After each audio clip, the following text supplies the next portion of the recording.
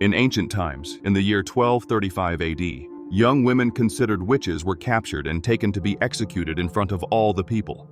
A religious leader, holding the Book of Solomon, uses the knowledge written in it to pass sentence. Some of them, who practiced only simple witchcraft, confess their wrongdoings, but one of the witches, who has one blinded eye, tells the priest that he will burn in hell. However, he is not intimidated and orders them to be hanged for death. The three witches are hung over a bridge and then submerged in the river. The soldiers were leaving, but the priest says that the ordinance of the Book of Solomon demands that they be brought back to receive the holy rites, to ensure they will not return. However, one of the soldiers says he is certain that the three have died, and then he leaves, leaving the priest worried.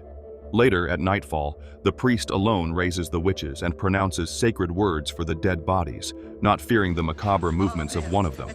However, when trying to lift the last one, he lacks strength and ends up being pulled in, falling into the river. Terrified, he tries to escape before the evil takes him to death. The priest runs back to the bridge to search for words that can help him with the witch still in the river, but he doesn't have enough time, as the woman with the malignant spirit jumps from the depths of the river and, using her power, burns the Book of Solomon and finally kills the priest in the same way they attempted to do with them. Many years later, in 1332 AD, during the era of the Crusades, in the Gulf of Edremit, thousands of soldiers prepare for battle. Among them is the knight Behmen and his companion Felson. They joke about who will kill more enemies, and minutes later, the battle begins. Both friends are exceptional soldiers wielding their swords, and their fighting style causes the death of many enemies. Together over the following years, they fought many wars, always emerging victorious from their battles against the enemies labeled as profane. No matter the hour, day, or season, they were ready to wage war for the cause, where those deemed enemies of God were punished with death.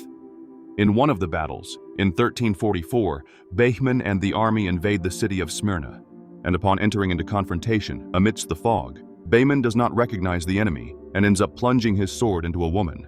He and his comrade realize they have just massacred a defenseless city. The next morning, Behmen confronts the leader sent from the church regarding the atrocity committed by killing women and young people. The church spokesperson says he follows what the voice of God commands him to do, but the knight questions if it is really God who is directing him. There is a brief argument between them, but knowing he cannot lay a hand on the church's envoy, Behmen and his companion leave his presence, stating they will no longer be part of this. A month later, the two head towards the outskirts of Styria. They walk until they find a house. As they approach, they enter seeking shelter, but find no one. However, upon checking the rooms, they discover the couple dead in bed, their bodies covered in blisters. Fearing something worse, they do not stay in the place and subsequently burn the house down. The duo continues their journey until they find a city, where it is under 100 crows. Behmen wants to go to the place to get supplies, but Felson advises against it. However, needing to, they both venture into the city. They see the suffering occurring there, and some devotees make prayers and vows for God to help them rid themselves of the evil. When questioning what is going on, they receive answers from a soldier named Johann, who says this evil is known as the plague, and that it has spread everywhere, killing many people. Johann says there is no cure. Later, while Behmen manages to get horses for them, a young boy wants to help the knight, but ends up dropping his sword, and the seller sees the emblem on the sword. Then, knowing they could be discovered, he calls Felson to leave as soon as possible. As they go to the inn, the knights are surrounded by a group of soldiers, but the duo reacts by knocking the men out. However, the two are surrounded by archers and have no choice but to surrender. They are deemed deserters and must be imprisoned, but a church priest named de Belzac stops them and asks to see Behmen's sword. Seeing the symbol engraved on the weapon, he invites them to another room and takes them to the presence of the church's eminence. The man is in a deplorable state and has been struck by the plague. The priest says that this evil was a curse sent from hell by the witch of darkness, and they have the same imprisoned here in the city. This is not very well accepted by the knights, but the eminence states that the witch must be taken to the monastery of Severick, where the monks have the last copy of the Book of Solomon. That book has sacred words that can destroy the witch and the curses cast by her. Behmen questions why they want the knights, and the Lord says that the church troops have been completely decimated by the plague. The eminence says that Father de Belzac and Knight Johann will accompany them to help them. However, Bayman states that he no longer serves the church, knowing this will have severe repercussions. Both are thrown into prison, where they encounter a woman who does not appear to be a witch. The two knights sit down, and Felson starts to laugh at how Bayman put them in that situation by what he said to the priest. I serve the church no more. Did you see the priest's face? Looked like someone pissed at his holy one. Later, Bayman wakes up hearing crying and observes that the young woman has whip marks. The next morning, he talks to the priest and says they will take the woman to the monastery. Shortly thereafter, they devise a plan and the path they will take. But Johann warns about the road that goes through the forest on the way, saying that men who went there and got lost never returned. Bayman asks if the priest knows of anyone who has made the journey to Severac, and he takes them to Hagamar, who is imprisoned for deceiving people. Bayman offers freedom and forgiveness to Hagamar in exchange for him guiding them to the monks' monastery. The knights go to find the sleeping witch, who the priest says he put a sedative in her food, but as they get closer, she attacks them fiercely. Fortunately, Felson and Bayman grab her and knock her out. They place her in a cell in the cart and begin their journey. Meanwhile, in the Eminence's room, the doctors finish the treatment, as the man has died. During the journey, Johann questions the priest about the young woman they are carrying, and the priest says that she was found wandering alone, uttering strange words. Johann questions whether that was how they deduced she was the witch, but the priest explains that after 15 days of her arrival, the plague spread in her city, just as in the others she visited. Johann says that in his village, the girl was not seen, but still, the plague reached them, which counters Debelzak's story. The knights converse, and Felson alerts Bayman that they are being followed, so they prepare an ambush. The knight that follows them comes across only the cart ahead, but is surprised shortly after. Bayman asks who the young man is, and he says his name is Kay, the son of an honorable knight who lived in the church as an apprentice and altar boy. The young man offers his help, and in exchange, he wants the knights to test him so he can be approved as a new knight. Felson laughs at the young man, who, not liking the insult, retaliates with nasty words. Felson decides to teach the young man a lesson, and they both fight with their swords. Kay tries to prove that he is ready to join them, but Felson does not give the young man chances and shows that his experience surpasses him. Bayman stops the fight, and then they decide to leave, taking Kay with them. Later, Bayman brings food to the witch, who calls him over to talk.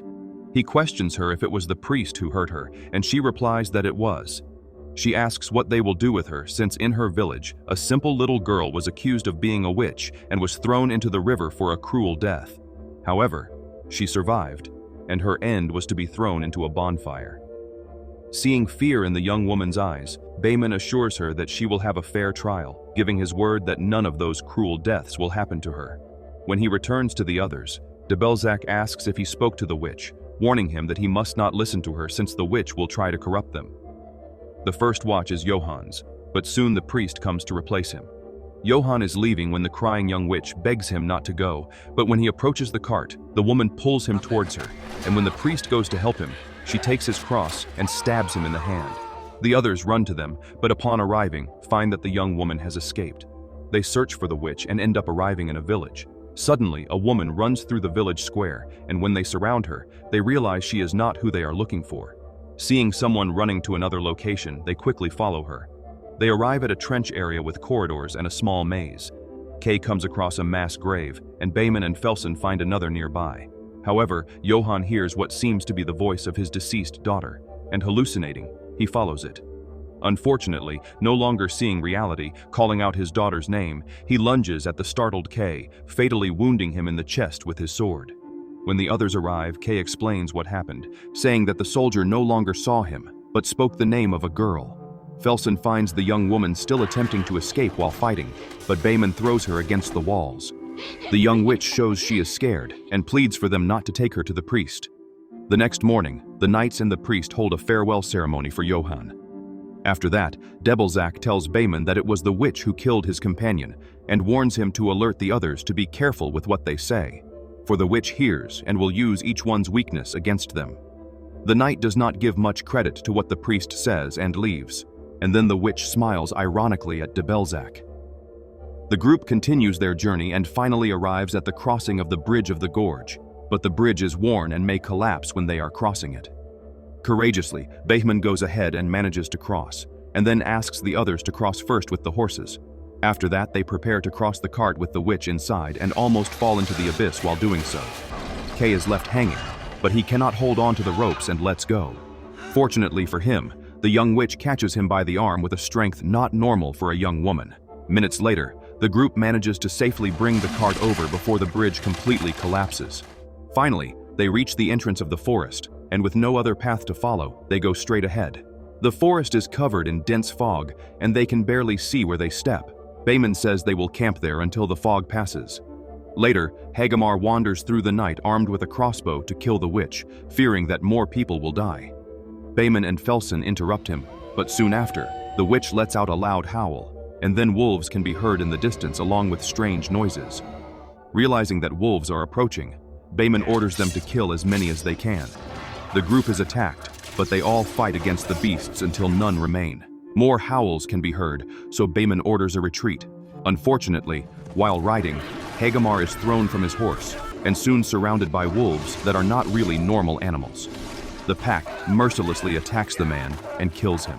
The next morning, after leaving the forest, Behman grabs the crossbow and wants to shoot the witch, but Debelzak does not allow him to do so. However, he does not care about the priest's desire and knocks him down. However, Felsen stops him and shows him that their destiny is near. Hours later, the group arrives at the entrance of the monastery, but no one welcomes them. Kay enters through a small opening and opens the door for the others to enter. The priest leads them to the chapel, thinking the monks will be there, but in reality, they are all dead due to the plague. Debelzak, hopeless, kneels to plead for mercy from God, but when Behman interrupts him, a monk still lives and completes his prayer. The priest approaches him, and the monk points to the sacred book, then finishes dying. Debelzak looks at the book and tells the others that on the pages of that copy are all the rituals, prayers, and spells used over the centuries to combat the forces of evil. Behman asks if the priest can pronounce the sacred words, and then shortly after we see him leaving the chapel ready to begin the trial. However, the witch begins to speak, saying that for millennia the church has killed her people brutally, but she thanks them because the church itself has caused more deaths than the plague. The priest begins the ritual, but the witch, having wounded his hand, inflicts considerable pain on him. Behman tries to stop her, but she pronounces words said in war, stunning everyone, as it is impossible for a witch to know. Knowing that the young woman is not actually a witch, Debelzak initiates an exorcism ritual.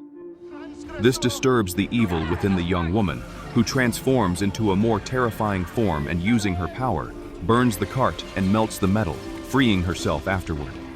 The evil follows towards the priest to stop him, and the knights cannot stop the enemy.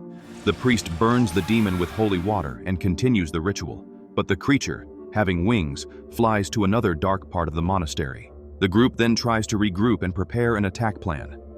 Behman asks young Kay not to continue, but the young man is determined to follow his oath, even if it could lead him to death. Therefore, Behman decides to consecrate him as a knight of honor. The four then begin the search for the demon, believing it could have escaped at any moment during their journey. But for some reason, it chose to be there in the monastery. They analyze the path they have taken, and the men who wanted to free or even kill her, the demon killed. This leaves them fearful, as they now have to discover what the malignant being planned. Behman goes ahead and uses torches to light the way and observe what the plague has caused to the monks. Meanwhile, outside the monastery, shadowy flying beings emerge from a dense dark cloud and fly over the temple. Unbeknownst to them, a dark being enters the body of one of the dead monks, while the priest discovers that his brothers were copying the Book of Solomon, trying to spread the sacred weapon so that everyone could combat evil. At last, Behman realizes that the demon wants the book, which is why it made the young woman pose as a witch, knowing that she would be taken to those who had the wisdom of Solomon. Debelzak fears that if the book falls into the demon's hands, there will be darkness and eternal dominion of evil over the world. The voice of the malignant being echoes in the library of the chapel, and everyone goes to where it is. It is now fully transformed, having the body of true evil. From the high ceiling, it thanks the group for bringing it there, and when the priest begins the exorcism, it throws objects at the group and then burns the copies of the book. When the knights rise, they realize that the bodies of the monks have disappeared. Soon, they begin to emerge from the darkness, wanting to kill the priest, for his words can weaken the infernal being. They discover that the monks are now under the dominion of evil and even crawl along the ceiling. The knights fight against the enemies and defend the priest from death. Behmen discovers that they need to cut off the heads to destroy the evil within the monks, and knowing this, Felsen and Kay do as Behmen said. Father de Belzac continues to pronounce the sacred words while the others fight against the many possessed monks that emerge. They have a lot of difficulty, and one of the possessed monks ends up wounding Felsen in the back. The knight defeats his opponent, but falls to the ground as if dead. Unfortunately, the unprotected priest is surprised by the demon, who mercilessly breaks his neck. Just when it was about to grab the book, Behmen burns it with holy water, which infuriates the evil. The creature from beyond grips Behmen's neck, saying it will destroy every remnant of the book and anyone who stands in its way. Suddenly, before the worst can happen to Behmen, his still-alive friend Felsen grabs the creature from behind, saving his friend from death. However, the evil is powerful and this time grabs Felsen with its wings, and unfortunately, it burns him until he turns to ashes. When it turns its attention back to Behmen, the young Kay surprises the enemy and continues to proclaim the sacred words of the ritual, which angers the demon. It tries to kill the young man, but Behmen stands in front and drags the creature against the wall, pinning it with 2 blades while Kay proceeds to finish the prayer. The creature wounds Behmen's body, but he manages to hold it until Kay finishes the ritual. Suddenly, the beastly body of the creature begins to burn and dissolve, and finally, the evil is destroyed, freeing the young woman's body. Young Kay approaches Behmen and sees that his wounds are deep, and he will not last much longer. Behmen tells Kay to protect the innocent young woman, and unfortunately, he dies. Later, Kay and the young woman take a moment to bid farewell to the knights and the deceased priest. The woman introduces herself as Anna, and thanks all the sacrifices made to save her. After the farewell, we see the two riding to return home, and Kay now holds the sacred book, following the monk's wish to spread sacred wisdom to face any evil that may come to this world.